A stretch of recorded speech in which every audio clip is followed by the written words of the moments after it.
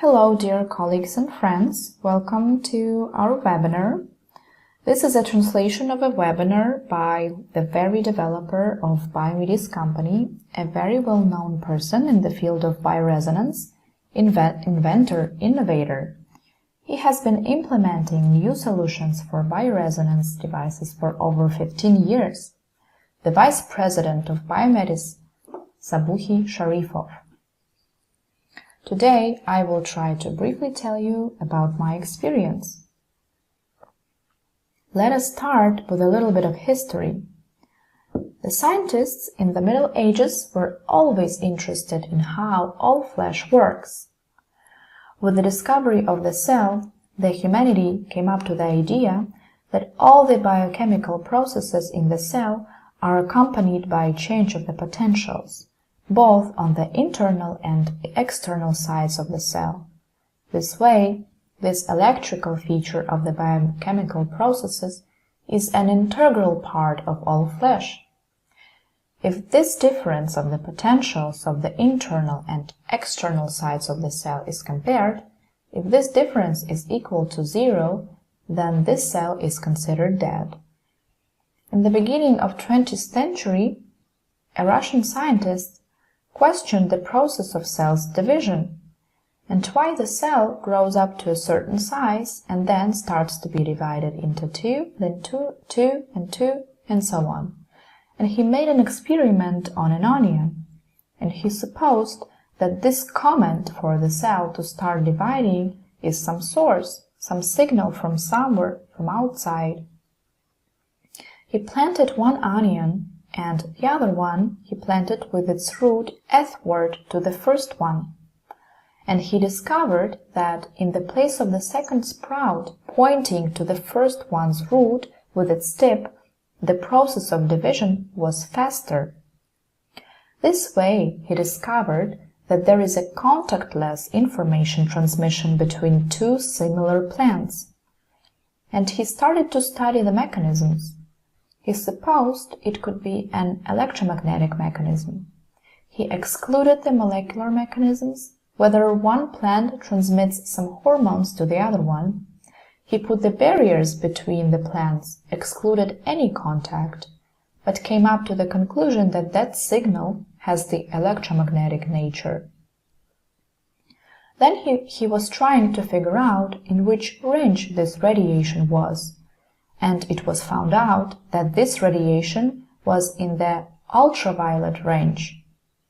With the development of technology, these tests were repeated multiple times, and it was found out that even though the number of photons is very minimal, like 100 photons per second, still it was proven that this was the electromagnetic nature. I was also interested in why the cell grows up to a certain size. So if we take the volume of a sphere, a ball, there is a cubic dependence on the radius.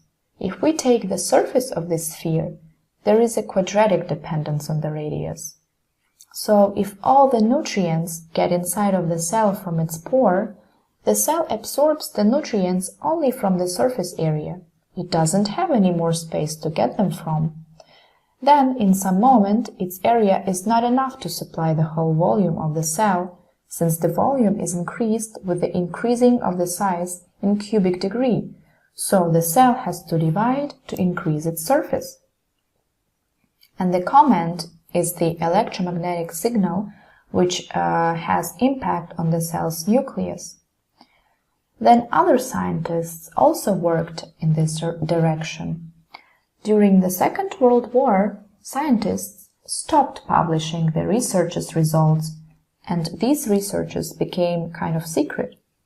During the Second World War, Germans conducted their experiments on people, how to impact human organism with the help of electromagnetic fields. Just a quick explanation for those who hear about bioresonance for the first time. Any electromagnetic field, if it's an alternating current creating an electromagnetic field around, then there are few parameters like amplitude, power flow, frequency, how many oscillations per second makes this field, and the last parameter is a polarization of its wave. So these factors have impact on all-flash very significantly, in some cases favorably, in some cases negatively. Then there was Fall, who continued these studies. Schimmel. In the USA, there was Hilda Clark. She was developing the antiparasitic theory of the electromagnetic waves. In her studies, she was trying to figure out which frequency corresponds to which microorganisms and how to get rid of the pathogenic microorganisms with the impact of these frequencies. Based on the electric fields, if we talk about a contact impact on the body, there were used the contact devices. There is the abundance of such devices on the market. Have a look at the pictures. There are some examples. Biomedes company also started its path with the contact devices, and still some patients use these devices. All these devices had the method of AC voltage applied in the range from 0 to 10,000 Hz. There was an impact on the functional level. For example, if we take a living organism, the main unit of the organism is a cell. Connective cell, muscle cell, smooth muscle cell, etc. The cell consists of the nucleus and membrane. Between membrane and nucleus there is protoplasm, and the inner side is negatively charged relative to the outer side. The difference of the potential is around 70 millivolt. This difference of the potentials make the metabolic processes occur, and all of this is accompanied by mechanic oscillations of the cell membrane. If we imagine it as a ball, then it's mechanic oscillations. The previous devices did not have impact on the cell level. The tissues are built also from the cells, and a particular organ is built from a tissue. Then these organs gather together, controlled by the brain, central nervous system, vegetative nervous system. In different moments, all of these organs gather into a functional system and perform a certain function: digestive, respiratory, blood circulation, excretory function. So all of these devices had impact particularly on functional system. These frequencies lied in the above-mentioned range from 0 to 10,000 Hz. In 40s, Royal Rive discovered a method of contactless impact on the organism. He used a plasmic antenna. It's an evacuated tube which, under low pressure, was filled in with certain gases, in some cases with xenon.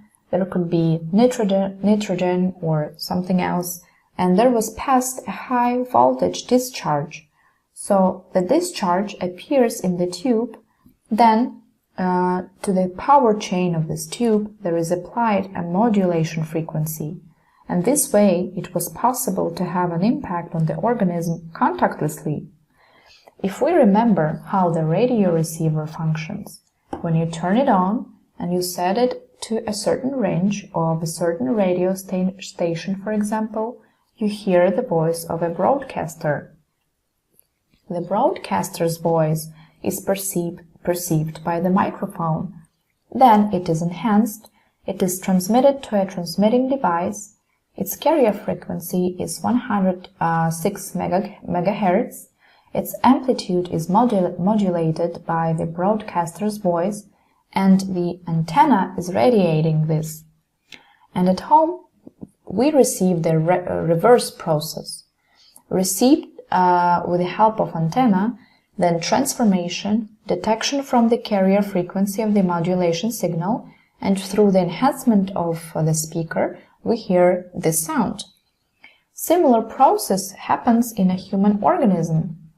Our cells, especially on the surface of the skin, especially on the biologically active points, have such nonlinear properties. if we talk from radio electronics perspective, the skin can be considered as a conductive element, as a diode.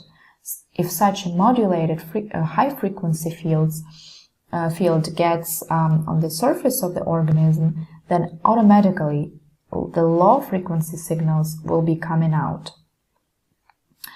So then he carried out researches with the help of heterodyne microscope.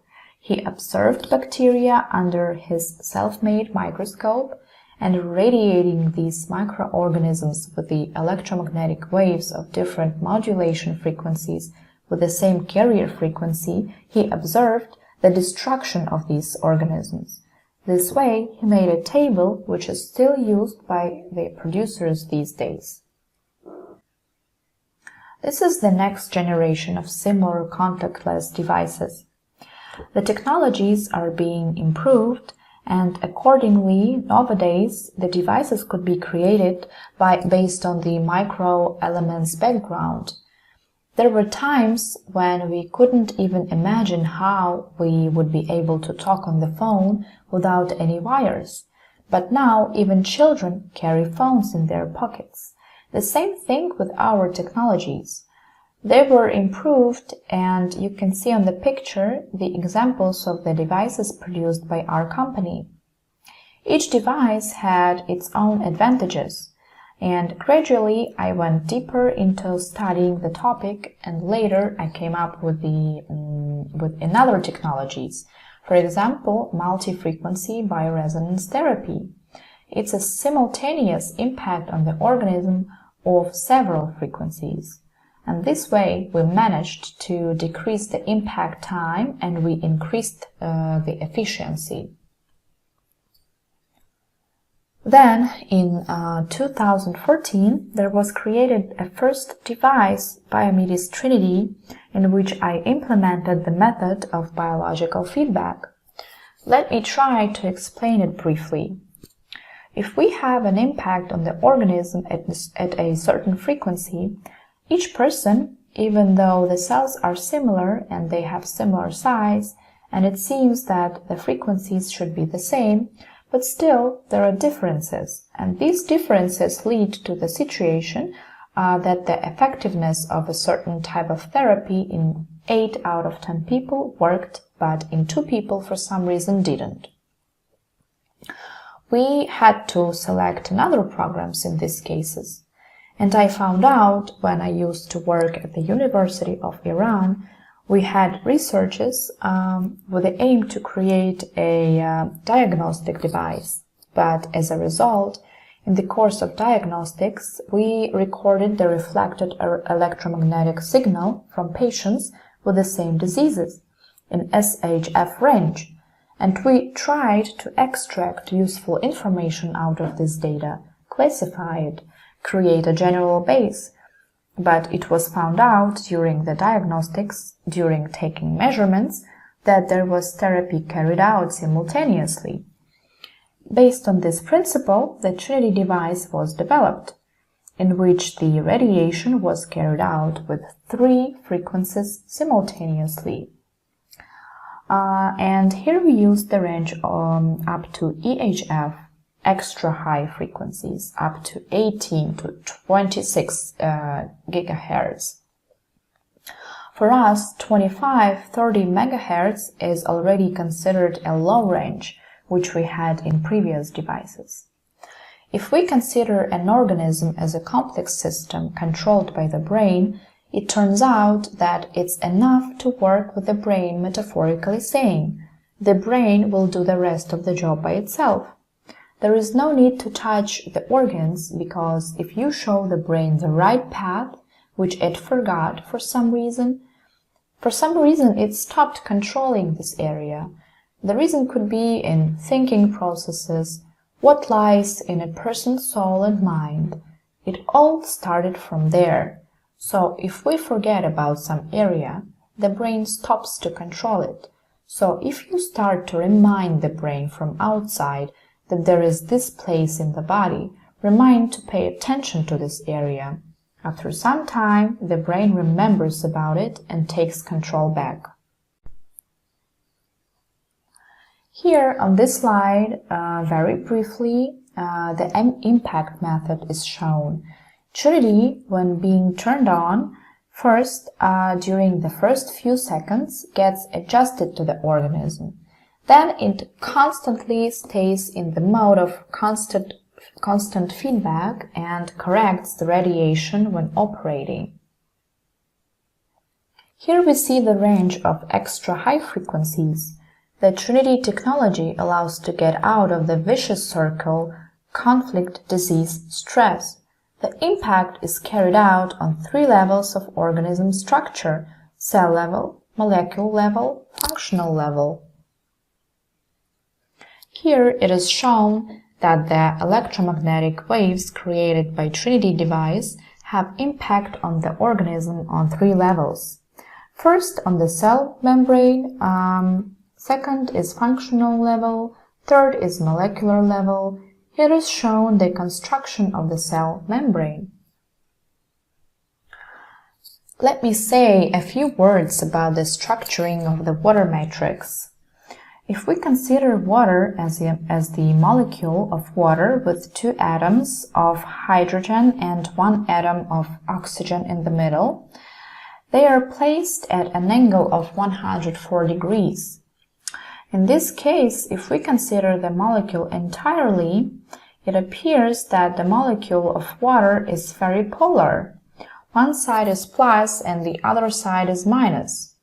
Plus tends to minus, and the molecule of water creates a certain structure. Knowing the size of the molecule of water, knowing all these angles, like a Lego, the molecules can be constructed in figures forms.